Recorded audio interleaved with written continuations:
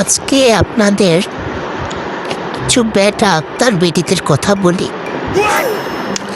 ফেসবুকে friend request আসার পর তাকে মেয়ে অ্যাকসেপ্ট করার পর হয়েছে সে ছেলে।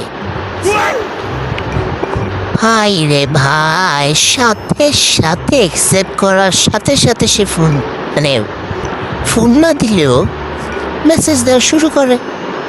হাই হ্যালো লম্বা করে সালাম দেয়।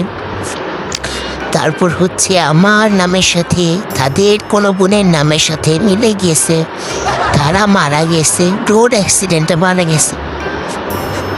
বুঝলাম না ভাই, তোমাদের এত মেসেজ দেওয়া লাগে কেন ভাই? আমি তো কারণ মেসেজ দিই না, এত অফুরন্ত সময় তোমরা পাও কই?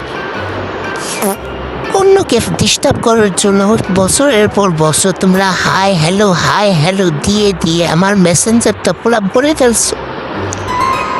আমি আমার আপন জনের মেসেজ দেখতেই পারি না। কার কারোর সাথে এরকম হয় প্লিজ একটু কমেন্ট করিয়েন।